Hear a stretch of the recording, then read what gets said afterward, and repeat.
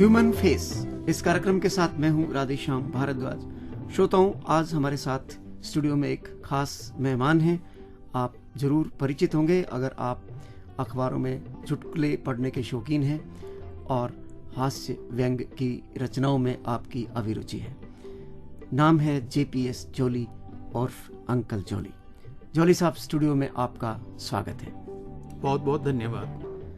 Jolly uncle के उपनाम से प्रसिद्ध JPS जॉली एक ऐसे व्यक्ति का नाम है जो अपने हंसमुख और आकर्षक व्यक्तित्व और व्यंग्यात्मक रचनाओं के कारण न केवल हास्य जगत में बल्कि समाज के हर वर्ग में लोकप्रिय हैं। विभिन्न समाचार पत्रों में प्रकाशित आपके जो साफ सुथरे, गुदगुदाने वाले, लोट पोट कर देने वाले चुटकुले, लतीफ़े हिंदी पाठक एक खास पहचान आपकी हिंदी पाठकों में बन चुकी है।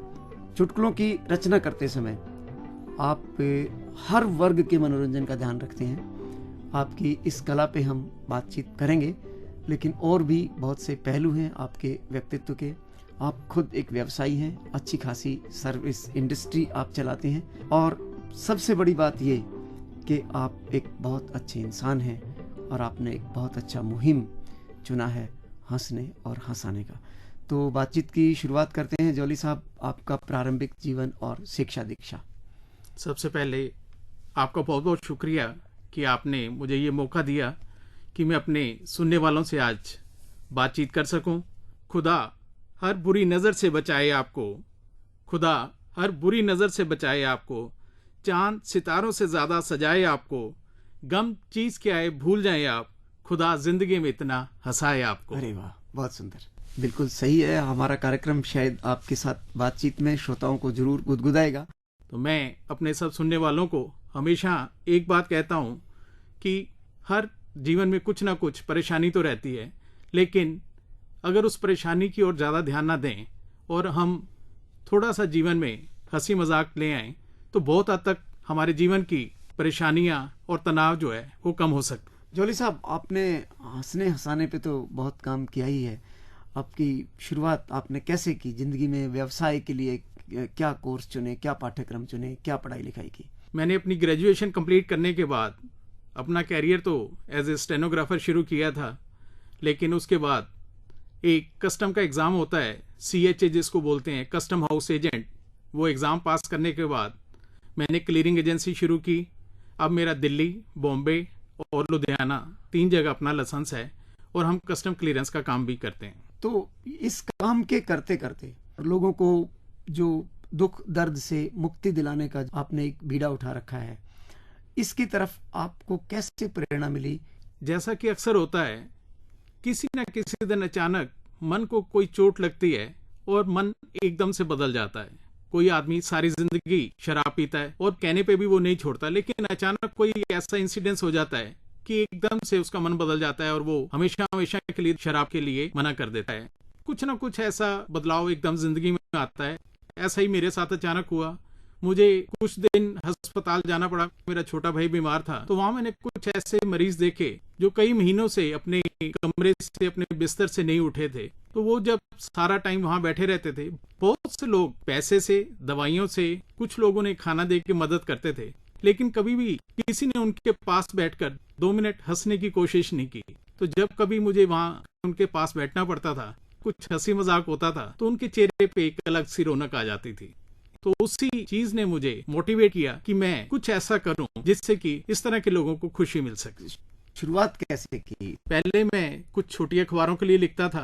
धीरे धीरे लोगों का बहुत अच्छा रिस्पांस मिला। खास तौर से जो लोग बीमार हैं, कैंसर के पेशेंट हैं, हार्ट के पेशेंट हैं, जिनको पता है कि उनका एंड क्या है, डॉक्टर भी जानते हैं, उनके घर वाले भी जानते हैं, लेकिन जब उन्हें लगा कि उनके दिमाग का बोझ हंसने से कम हो जाता है, तो मुझे लगा कि ये बहुत बड़ी थेरेपी है जिससे कि इन लोगों को हंसने से राहत मिलती है। कुल मिला के आप ये मानते हैं कि जो हंसना है वो एक उपचार पद्धति है? हंसने से सोचने की शक्ति बढ़ती है। आपको अपनी कार्गो एजेंसी से इतनी फुर्सत कैसे मिली? इस काम में वाकई टाइम निकालना बहुत मुश्किल होता है, लेकिन 6-7 साल पहले मेरे पैर में कुछ ऐसी तकलीफ हो गई जिस वजह से डॉक्टरों ने मुझे चलने फिरने से मना कर दिया, खड़े होने में मुझे दिक्कत होने लगी, ड्राइविंग करने से मना कर दिया। या तो मैं सारा टाइम उसको देख के मैं दुखी होता, लेकिन मैंने अपने आप को संभाला। समस्या क्या थी, कौन सी बीमारी आपको थी? इसको डीवीटी कहते हैं, इसकी फुल फॉर्म है डीप वेन थ्रोम्बोसिस। जी। इसमें हमारे काफ मसल्स, जिसको हम पिन्नी भी बोलते हैं, उसमें ब्लड के खट्टे जम जाते हैं जी। जिससे कि खून की सप्लाई हार्ट को नहीं होती और हर समय दिल का दौरा पड़ने का डर बना रहता है। क्योंकि जब खून पैर की तरफ नीचे जाता है और उसके बाद ऊपर वापस दिल को सप्लाई नहीं मिलती खून की, तो उससे हार्ट अटैक होने का खतरा बना रहता है। तो इसीलिए डॉक्टर रिकमेंड करते हैं कि आप हर समय बिस्तर पे रहें।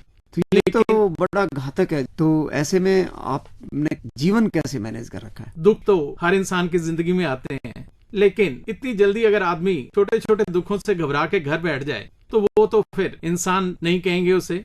भगवान ने एक हमें मौका दिया है, तो सिर्फ अपने लिए नहीं दूसरों के लिए भी करना है कि आपके जाने के बाद भी दुनिया आपको याद करे।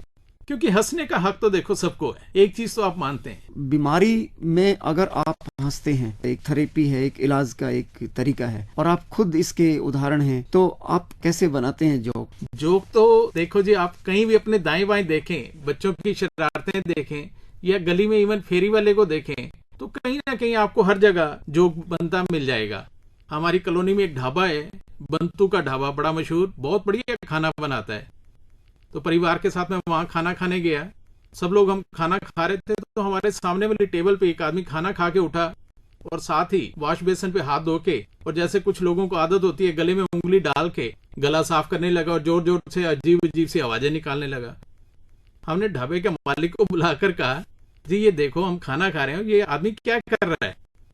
तो उसने उसे बुलाकर कहा कि क्या तुमने कभी इससे पहले किसी अच्छे होटल में खाना नहीं खाया जो यहाँ गले में उंगली डाल के ऐ किए जा रहे हो?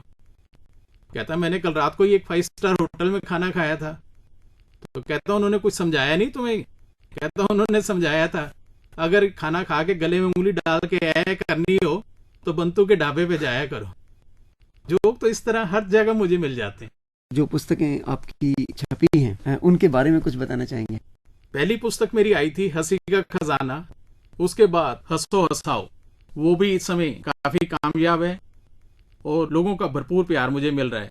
ना सिर्फ अपने देश में बल्कि विदेशों में भी वो पुस्तक काफी पॉपुलर है। इलेक्ट्रॉनिक मीडिया के जो श्रोता हैं उन तक भी आपने पहुंचने की कोशिश की? हाँ, मेरे टीवी में जो दिल्ली और उसके आसपास चैनल हैं उनमें अक्सर कोई ना कोई प्रोग्राम आता रहता है, लेकिन क्योंकि मेरे पैर में काफी तकलीफ है इसलिए ज्यादा दूर जाना मेरे लिए बड़ा मुश्किल है और मैं दूर तक ज्यादा नहीं जा पाता। तो जॉली साहब, आपने पैर की तकलीफ से बात शुरू की थी और पैर की तकलीफ एक बार फिर आ रही है।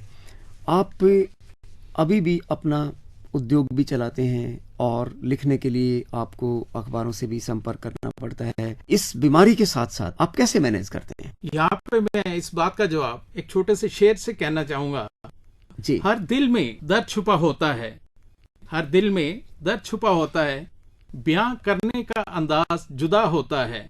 कुछ लोग दर्द को आंसुओं में बहा देते हैं, कुछ लोगों की हंसी में दर्द छुपा होता है।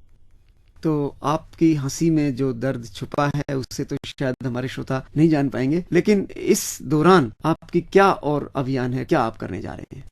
अब मैं एक हास्य और व्यंग की किताब लिखी है, इशारा। उसमें मैंने खास तौर से युवा पीढ़ी है तो उनके लिए मैंने इशारों में जो अपने मन की भावनाएं हैं लिखी है।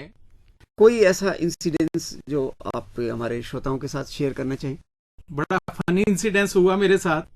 एक दिन जोक सुनाने के लिए बुलाया गया और वहां पे जो सेक्रेटरी साहब थे उन्होंने मेरे बारे में बहुत ज्यादा कुछ बोल दिया कि हमारे बीच आ रहे हैं देश के बहुत ही मशहूर लेखक, इनकी कई किताबें मार्केट में आ चुकी हैं, बहुत सारी अखबारों में इनके जोक्स के कॉलम छपते हैं, बच्चा बच्चा इनके नाम से वाकिफ है, ये पूरे देश में वर्ल्ड फेमस हैं। मैं अब बुला रहा हूं आपके सामने। और जब उन्होंने मेरा नाम अनाउंस करना था तो सेक्रेटरी साहब मेरा नाम ही भूल गए। बड़ा विचित्र अनुभव है। अब सेक्रेटरी साहब मेरी शक्ल देख रहे थे और मैं उनकी शक्ल देख रहा था और सामने बैठे सारी जनता हमारे दोनों की शक्ल देख रही थी। आपको लगा होगा कि खुद हम जो चुटकुले बनाते हैं आज खुद एक चुटकुला बन गए हैं। सबसे बड़ी बात है, आदमी किसी के ऊपर जोक बनाने के बजाय अपने ऊपर जोक बना के हंसे तभी खुद को भी खुशी मिलेगी और सामने वाले को भी खुशी मिलेगी। जॉली साहब, कुछ आपके जो नमूने हैं वही हो जाएं। एक दिन दादा और पोता बैठे आपस में बातचीत कर रहे थे, तो दादा ने, जैसे अक्सर बड़े बुजुर्ग पूछ लेते हैं, बेटा बड़े होके क्या बनोगे? तो पोते ने कहा, दादाजी मैं तो टीचर बनूंगा। दादाजी बड़े खुश हुए कि बेटे ये तो बहुत अच्छा, बड़ा रिस्पेक्टेबल प्रोफेशन जो आपने चुना है, लेकिन एक बात याद रखना, इसके लिए तो बहुत पढ़ाई करनी पड़ती है, बहुत मेहनत करनी पड़ती है। आगे से पोता बोला, दादाजी मुझे लगता है कि आप कभी स्कूल या कॉलेज नहीं गए, नहीं तो आप ऐसी बात नहीं करते। दादा ने कहा, क्यों, तुम ऐसा क्यों कह रहे हो? कहता, दादाजी टीचर तो सिर्फ सवाल पूछते हैं, जवाब तो सारे बच्चों को लिखने होते हैं। मतलब ये कि बच्चों को ज्यादा पढ़ना पड़ता है। बच्चे आजकल के बहुत ही हाजिर जवाब हो गए हैं। उस दिन एक टीचर ने, हमारे मोहल्ले का एक बच्चा है बंटी, उसको कह दिया, उस बेचारे को बचपन से चश्मा लग गया, तो उसके टीचर ने कहा, बंटी चश्मा पहनकर तुम बिल्कुल उल्लू लगते हो। कहता, सर क्या करूं, मेरी मजबूरी है, उतारने अगर के मैं बाद चश्मा उतार दूं तो मुझे आप। कुछ और भी आपके पास होगा जरूर। उस दिन मैं नारायणा के पोस्टमास्टर साहब के पास बैठा था, तो वहां एक आदमी आया, कहने लगा, साहब मेरी बीवी कल से सब्जी लेने गई है और अभी तक घर वापस नहीं आई, तो प्लीज आप मेरी हेल्प करो। तो पोस्टमास्टर साहब ने कहा, भाई आप गलत जगह आए हो, हम तो चिट्ठियां बांटते हैं, आप साथ वाली बिल्डिंग पुलिस स्टेशन है, वहां जाओ, थाने वाले आपकी मदद करेंगे। कहता, जी खुशी के मारे मेरा तो दिमाग ही खराब हो गया, मुझे समझ ही नहीं आ रही कि मुझे जाना कहाँ है। खैर जो भी हो, लेकिन मैं थाने तो कभी नहीं जाऊंगा। पोस्टमास्टर साहब ने पूछा, क्यों भाई, थाने क्यों नहीं जाओगे? कहता, जी पिछले साल जब मेरा स्कूटर गुम हुआ था, तो पुलिस वालों को तीसरे दिन वो स्कूटर मिल गया था, लेकिन उन्होंने मुझे 25 दिन बाद दिया था, तो अब मैं इन हालात में थाने तो नहीं जा सकता। ऐसे हालात में तो बिल्कुल कोई भी जाना पसंद नहीं करेगा। तो आप थीम कैसे चुनते हैं चुटकुलों के? देखो, अखबार पढ़ते हैं तो समाचार पत्र में से, अखबार की न्यूज से ही कोई ना कोई जोक बन जाता है। अब पीछे काफी दिनों से हॉस्पिटल में स्ट्राइक चल रही थी, तो उस दिन सुबह से ही मेरे दिमाग में एक जोक आया कि एक मरीज, अस्पताल का ही एक स्टाफ का एम्प्लॉय अपनी पत्नी को 5वीं बार डिलीवरी के लिए हॉस्पिटल लेके गया। वहां जाते ही डॉक्टर साहब ने गुस्सा किया कि तुम कैसे आदमी हो, हम दुनिया को समझाते हैं कि बच्चे कम से कम होने चाहिए, पूरी दुनिया पॉपुलेशन डे मना रही है, और तुम हो कि आज 5वीं बार अपनी वाइफ को डिलीवरी के लिए यहाँ ले आए हो। कहता, डॉक्टर साहब गुस्सा करने की जरूरत तो है नहीं, आए दिन तो अस्पतालों में स्ट्राइक कर देते हो, अब जिस दिन अस्पताल में हड़ताल नहीं होती उस दिन बसों की हड़ताल हो जाती है, अब रोज रोज घर बैठेंगे तो बच्चे तो होंगे।